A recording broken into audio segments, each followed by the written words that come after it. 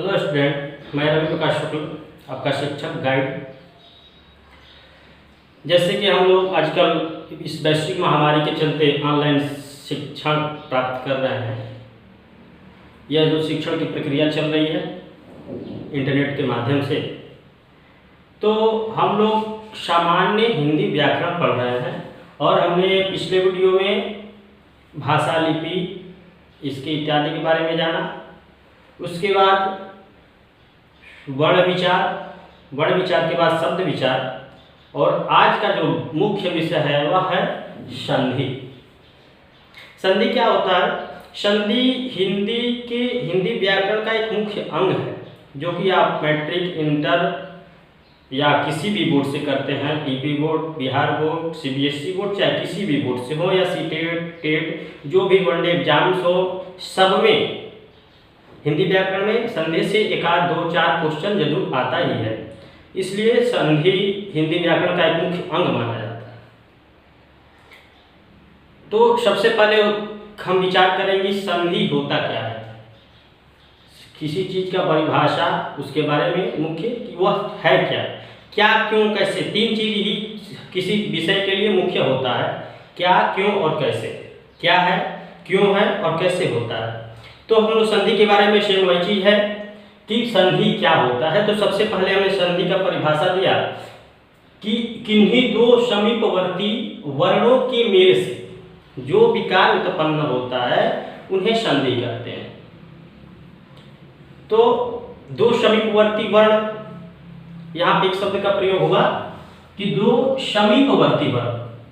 समीपवर्ती वर्ण क्या होता है? आपस एकदम करीब वाला, एकदम करीब का जो वर्ण होता है उसे, उन्हीं दोनों वर्णों के मेल से संधि जो विकार होता है, विकार यानी परिवर्तन, यानी कि उनके मेल से शब्दों में जो परिवर्तन आता है उसे हम संधि का नाम देते हैं। अब कह रहे हैं संधि, तो अगर शब्द कोई है, जैसे हम लोग विद्यालय में पढ़ते हैं, तो पहला उदाहरण विद्यालय ले लीजिए। विद्यालय, या इसको ऐसे भी लिखिए विद्यालय। इसमें दो शब्द हैं। सबसे पहला शब्द क्या है? विद्या, और दूसरा क्या है? आलय।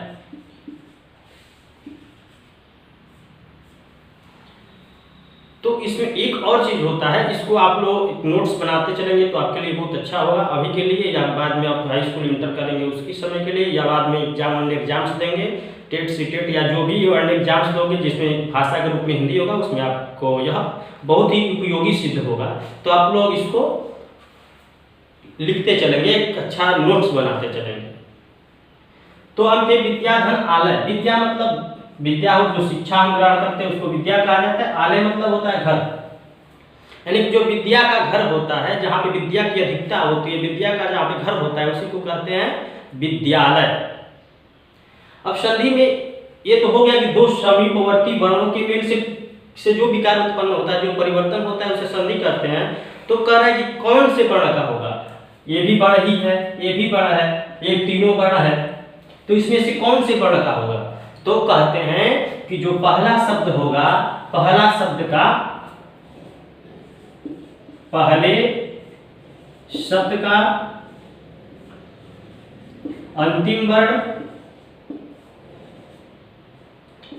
और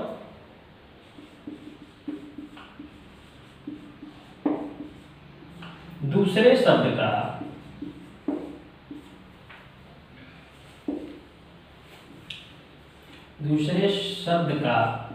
आदि वर्ण।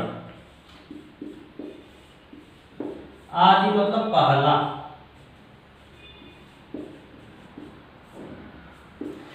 तो इसमें यह आता है कि कहाँ पे होगा, कहाँ पे समीपवर्ती वर्ण, कहाँ से कौन कौन से वर्ण मिलेंगे आपस में, क्योंकि यहाँ पे यह भी है, वो भी वर्ण है, य भी वर्ण है, आ भी वर्ण है, ल भी वर्ण है और य भी वर्ण है। तो इसके लिए बाद में इन्होंने कहा कि पहले शब्द का अंतिम वर्ण, अर्थात पहला शब्द विद्या हुआ, अंतिम वर्ण हुआ आ, द्या।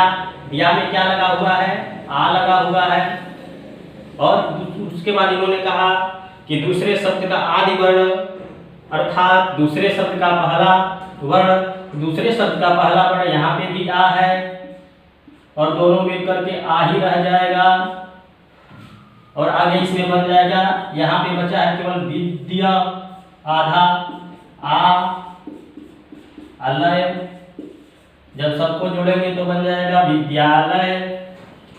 तो यही है दो समीपवर्ती वर्णों के मेल से जो विकार उत्पन्न होता है उसे संधि कहते हैं। और कौन कौन से वर्णों का मेल होता है? तो पहला जो शब्द होगा उसका अंतिम वर्ण का होगा और जो दूसरा शब्द होगा उसका आदि वर्ण यानी कि पहला वर्ण होगा उसका वर्ण अर्थात अक्षर, जो दूसरा शब्द होगा उसका पहला वर्ण। यह दोनों वर्ण मिलकर के दूसरे उस शब्द में परिवर्तन लाएंगे और वही परिवर्तन क्या बन जाएगा? उसी परिवर्तन को हम संधि कहते हैं। तो यहाँ पे आप लोग नोट्स में लिखेंगे संधि की यह परिभाषा, जैसे में इसको लिखेंगे और इसको ब्रैकेट में अंडरलाइन करके इसको पहले शब्द का आदि वर्ण, दूसरे शब्द का पहले शब्द का अंतिम वर्ण, आदि दूसरे शब्द का आदि वर्ण, इसको लिख लेंगे अपने नोट्स में। उसके बाद आता है संधि तो हो गया, अब कहते हैं संधि विच्छेद भी होता है, मतलब शब्दों को अलग अलग भी किया जाता है। जैसे हमने किया विद्यालय को विद्याधन आलय किया, तो इसी प्रकार से इसको संधि विच्छेद कहा जाता है। तो इसका नियम क्या होता है कि संधि के नियमों के द्वारा वर्णों को फिर से मूल अवस्था में लाने की क्रिया को संधि विच्छेद कहा जाता है। अर्थात जब संधि के नियम के द्वारा, जो संधि का नियम होता है उन नियमों के द्वारा जब यह जो शब्द होता है संधि युक्त शब्द होता है, इसको अलग अलग करके इसकी मूल रूप में लाया जाता है, यानी कि जो अलग अलग शब्द उसका बनाया जाता है, मूल स्वरूप बनाया जाता है, उसे ही संधि विच्छेद कहा जाता है। इसको आप लोग लिखेंगे नोट्स में कि संधि के नियमों के द्वारा मिले वर्णों को फिर से मूल अवस्था में लाने की क्रिया को संधि विच्छेद कहा जाता है। तो हमने यहाँ तक हो गया संधि की परिभाषा। उदाहरण स्वरूप यह रहेगा नोट में यह सहायता आपका करेगा कि कौन कौन से वर्ण का मेल होता है। उसके बाद संधि विच्छेद होता है, संधि विच्छेद बता दिया आपको। अब आते हैं कि संधि का प्रकार। तो संधि का प्रकार क्या होता है? संधि को वर्णों के आधार पर उसका विभाजन किया गया है। स्वरों के जैसे हमारे जो वर्णमाला होता है, वर्णमाला में स्वर होते हैं, व्यंजन होते हैं और लास्ट में विसर्ग भी आता है। इन्हीं सब को लेकर के, इन्हीं सब को आधार मान करके संधि का विभाजन किया गया। सबसे पहला संधि स्वर को मान करके स्वर संधि बनाया गया, स्वर संधि। और दूसरा हो गया व्यंजन संधि और तीसरा हो गया विसर्ग संधि।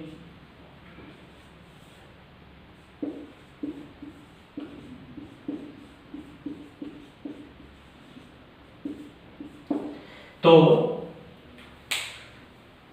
वर्ण जो हमारा वर्ण समूह होता है उसके आधार पर स्वरों को अलग मिलाया जाता है, व्यंजन को अलग मिलाया जाता है और विसर्ग को अलग मिलाया जाता है। और इसी को आधार मान करके स्वरों को मिलाने की क्रिया को स्वर संधि कहा जाता है। इसमें स्वरों का मेल होता है, स्वरों का मेल, इसको स्वर संधि कहते हैं। जहाँ पे व्यंजनों का मेल होता है उसे व्यंजन संधि कहते हैं और जहाँ पे विसर्ग का मेल होता है उसे विसर्ग संधि कहते हैं।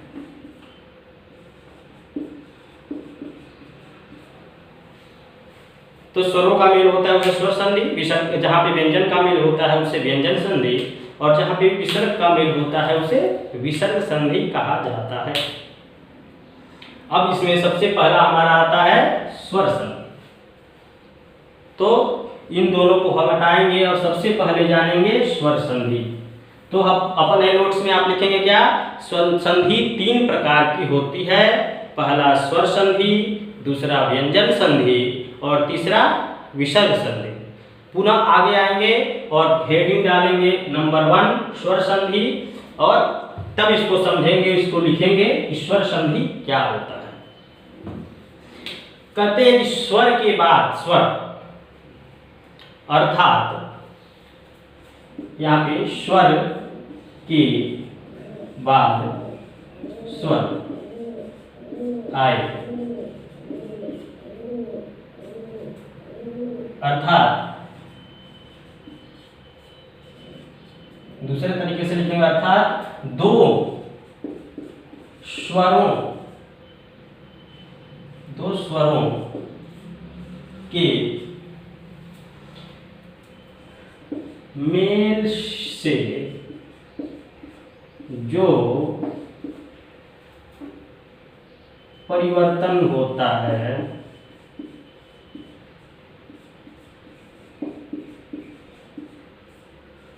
है कौमा, उन्हें स्वर संधि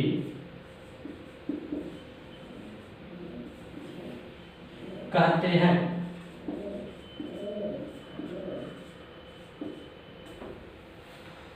पहला हेडिंग डाल के लिखेंगे स्वर संधि, और स्वर संधि का परिभाषा क्या होता है, स्वरों के बाद स्वर आए, अर्थात जब 2 स्वरों का मेल होता है उसे, और स्वर का मेल होने के पश्चात उन शब्दों में जो विकार उत्पन्न होता है, जो परिवर्तन आता है, उसी परिवर्तन को हम स्वर संधि कहते हैं। अब आता है कि स्वर संधि, अब इसके भी प्रकार होते हैं। मूल रूप से संधि 3 प्रकार का, स्वर संधि, व्यंजन संधि, विसर्ग संधि। और अब आएंगे स्वर संधि। तो स्वर संधि के 5 भेद होते हैं। यहाँ पे हेडिंग डालेंगे स्वर संधि के 5 भेद होते हैं।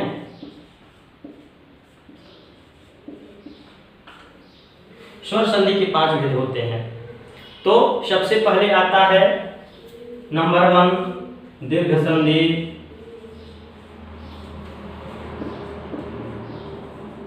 दूसरा आता है गुण संधि,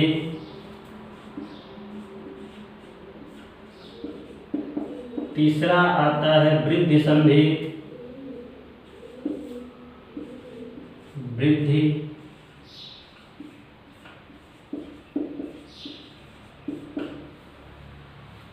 चौथा आता है यण संधि, संधि, और 5वां आता है इसमें अयादि संधि।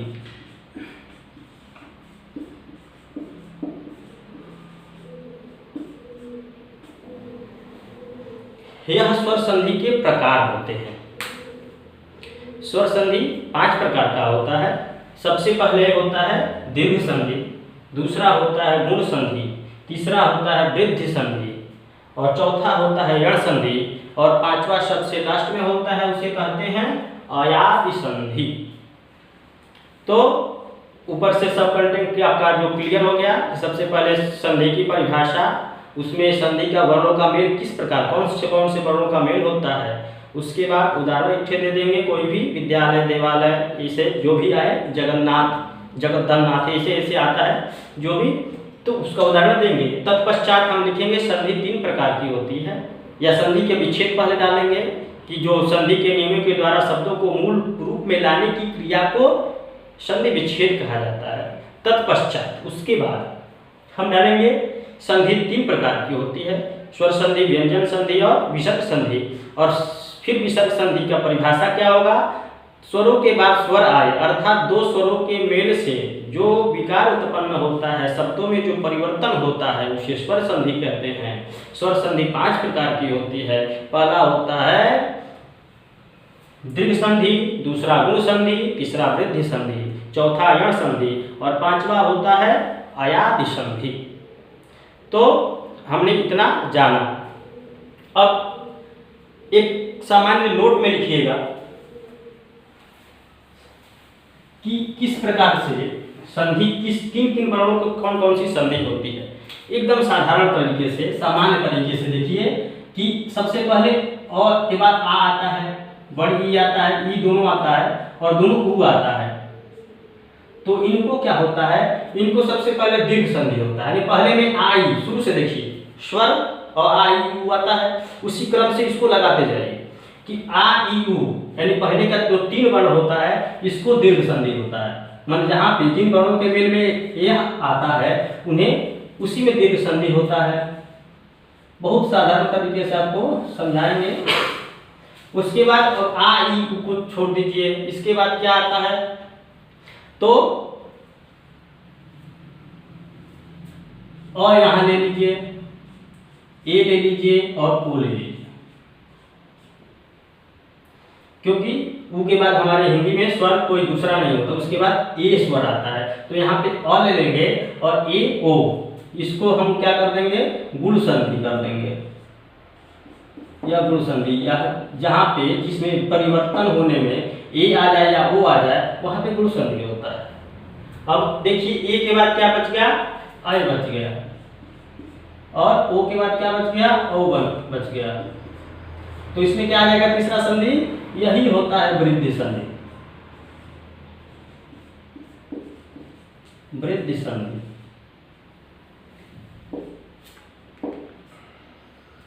नंबर 1 2 3 1 2 3 होगा। इसको नोट में लिखिएगा, बहुत आसानी से आपको समझ में आ जाएगा कि आ ई उ जिस वर्ण में आते हैं, जिस शब्द में आते हैं उसमें दीर्घ संधि होता है। अ ए ओ जहाँ पे विकार होता है, उत्पन्न होता है, परिवर्तन होता है, वहां पे गुण संधि होता है। और जहाँ पे परिवर्तन ए और ऐ और औ होता है वहां पे वृद्धि संधि होती है। उसके बाद कहते हैं कि यण। तो यण एक क्या है, यह प्रत्याहार है, यण प्रत्याहार। और यण प्रत्याहार के अंतर्गत 4 वर्ण आते हैं। 4 वर्ण कौन कौन से आते हैं, य र ल व। यानी कि आप यहां लिखेंगे य र ल व। जहां पे आपको परिवर्तन के बाद यह वर्ण आ जाए उन्हें वहां पे क्या हो जाएगा, यण संधि हो जाएगा।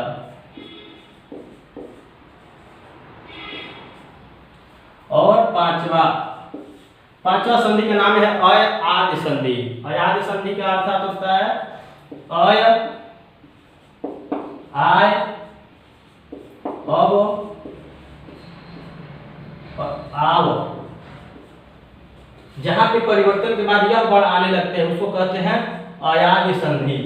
अब इसको अलग अलग करेंगे अयादि को, तो देखिए इसमें 2 शब्द ही है, अय धन आदि। मतलब जहां पे अय आदि आए उसी को अयादि संधि कहा जाता है। तो हम आज बस यह समझे आज के वीडियो में कि संधि का परिभाषा क्या होता है और संधि में वर्णों का मेल कहाँ कहाँ कौन कौन से वर्णों का मेल होता है, संधि विच्छेद क्या होता है, संधि का प्रकार कितने होते हैं, संधि के कितने प्रकार होते हैं, और उन संधि के प्रकार में सबसे पहला जो स्वर संधि आता है स्वर संधि का प्रकार कितना होता है। और यह नोट में साइड में नोट में लिख देंगे। इससे आपको बहुत आसानी से समझ में आ जाएगा कि जहाँ पे आ यू आता है वहाँ दीर्घ संधि हो जाता है। इसको क्रम से देख लेंगे स्वर के आधार पर। तो स्वर आयु स्वर को दीर्घ होता है, अ ए ओ स्वर को गुण संधि होता है, या स्वर को वृद्धि संधि होता है, और यह होता है यण संधि। यानी कि यण प्रत्याहार के अंतर्गत य र ल व जो 4 वर्ण आते हैं इनको यण संधि कहा जाता है। और अयादि संधि यानी कि जिसमें अय आय अब आव 4 वर्ण आते हैं विकार के परिवर्तन के बाद, उन्हें हम अयादि संधि कहते हैं। तो आज के लिए इतना ही। और आप हमें बहुत विश्वास है कि आपको यह जो वीडियो होगा अच्छा लगेगा, आपको समझ में आएगा, और हम अपने तरफ से पूर्ण कोशिश करेंगे आपको हर तरह से समझाने की। तो आप इस वीडियो को लाइक करें, शेयर करें अपने दोस्तों को, अपने मित्रगण को शेयर करें, चैनल को सब्सक्राइब करें ताकि अगला वीडियो आपको समय से प्राप्त हो सके। और जो अगला वीडियो होगा उसमें हमें सीखेंगे स्वरों का जो स्वर संधि है उनका प्रकार है, उस पर कैसे होता है, स्वर संधि में जो चारों संधि है वह किस प्रकार से होती है। तब के लिए धन्यवाद, अपना ख्याल रखिए, नमो नमः।